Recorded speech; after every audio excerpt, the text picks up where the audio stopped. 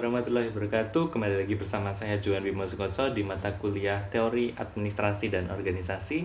Mata kuliah ini diperuntukkan bagi mahasiswa di program studi S1 Administrasi Publik, program studi di luar kampus utama PSDKU Kabupaten Rembang, Universitas Diponegoro. Kita masuk ke materi ke-14 terkait budaya organisasi dan etika administrasi. Nah, sebenarnya di dalam materi ke-14 ini jadi ada dua pokok bahasan, yaitu terkait budaya organisasi dan etika administrasi. Terkait etika administrasi ini sebenarnya akan dibahas di dalam mata kuliah khusus terkait etika administrasi publik. Nah, di sini karena di sini merupakan basic terkait teori administrasi dan organisasi, maka di sini juga saya perkenalkan. Nah, terkait dengan budaya organisasi merupakan pola dasar yang diterima oleh organisasi untuk bertindak dan memecahkan masalah, membentuk karyawan yang mampu beradaptasi dengan lingkungan dan mempersatukan anggota-anggota organisasi.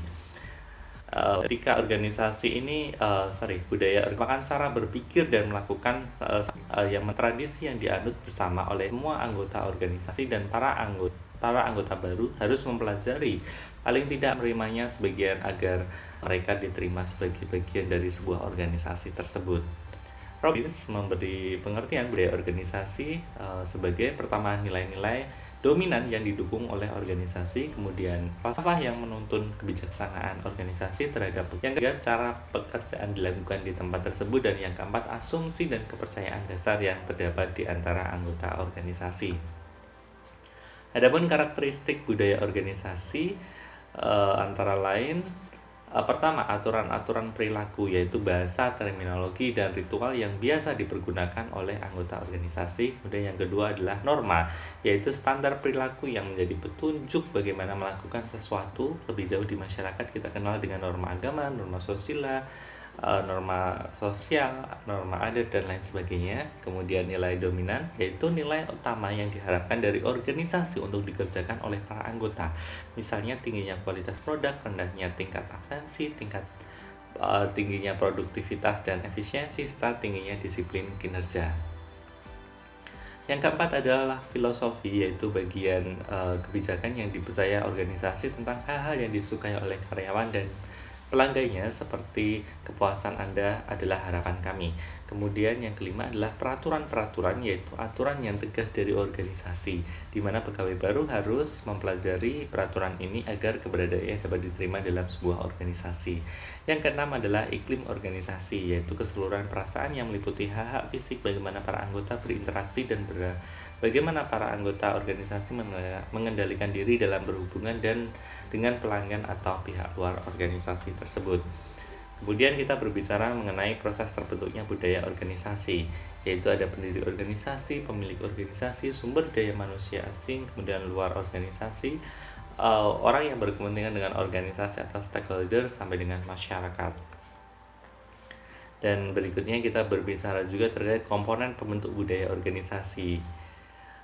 Budaya organisasi atau budaya perusahaan terbentuk atas beberapa komponen seperti pertama, filosof, yaitu yang menjadikan panduan penetapan kebijakan organisasi baik yang berkenaan dengan karyawan maupun klien. Kemudian nilai-nilai dominan yang diberikan oleh organisasi. Yang ketiga, norma-norma yang diterapkan dalam bekerja. Keempat, aturan main untuk berelasi dengan baik dalam organisasi yang harus dipelajari oleh anggota baru agar dapat diterima oleh organisasi. Yang kelima adalah tingkah laku khas tertentu dalam berinteraksi yang rutin dilakukan, perasaan atau suasana yang diciptakan dan dalam organisasi tersebut. Kita juga belajar terkait simbol budaya organisasi, yaitu simbol fisik, semisal seni, desain, logo perusahaan atau logo organisasi, bangunan, dekorasi, pakaian, penampilan, benda material, dan lain sebagainya. Kemudian yang kedua adalah simbol perilaku, yaitu kegiatan-kegiatan semacam upacara, ritual, tradisi, kebiasaan, penghargaan, hukuman, dan lain sebagainya. Yang ketiga adalah simbol verbal, yaitu anekdot, lelucon, jargon, nama, sebutan, penjelasan, kisah, mitos sejarah, dan lain sebagainya. Nah, selanjutnya kita berbicara mengkaji terkait etika administrasi. Apa itu etika administrasi? Etika merupakan keyakinan mengenai tindakan yang benar dan salah, atau tindakan yang baik dan buruk yang mempengaruhi hal yang lain. Nilai-nilai dan moral pribadi perorangan dan konteks sosial menentukan apakah suatu perilaku tertentu dianggap sebagai perilaku yang etis atau tidak etis. Secara etimologis, etika berasal dari kata ethos, yaitu dari bahasa Yunani yang berarti kebiasaan atau watak.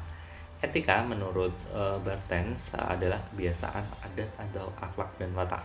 Dalam lingkup pelayanan publik, etika administrasi publik menurut Pak Solong yaitu sebagai filsafat dan profesional standar atau kode etik atau rules of conduct, yaitu aturan berperilaku yang benar yang seharusnya dipengaruhi dan dipatuhi oleh pemberi pelayanan publik atau administrasi publik. Kemudian terdapat faktor-faktor yang mempengaruhi di dalam tindakan etis, yaitu pengaruh budaya organisasi, kondisi politik, perekonomian global. Pertama, pengaruh budaya organisasi. Budaya organisasi merupakan nilai yang dirasakan bersama oleh anggota organisasi yang diwujudkan dalam bentuk sikap perilaku pada organisasi. Kemudian yang kedua, kondisi politik, yaitu kondisi politik merupakan rangkaian asas atau prinsip keadaan, jalan atau cara atau alat yang dapat digunakan untuk mencapai tujuan. Pencapaian itu dipengaruhi oleh perilaku individu atau kelompok guna memenuhi hak dan kewajibannya. Yang ketiga yaitu perekonomian global.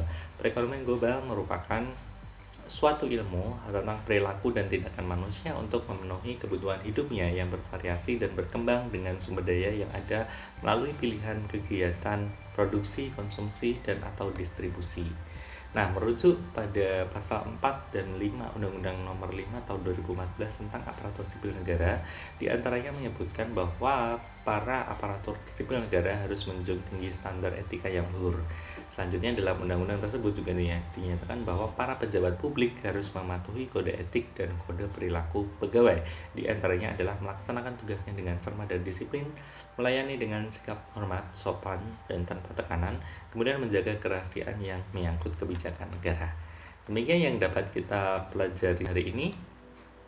Terakhir saya mengutip quote dari Imam Syafi'i bahwa ilmu bukan untuk dihafal tapi yang memberikan manfaat. Saya Johan Bima Sukoso, sampai jumpa di materi-materi berikutnya.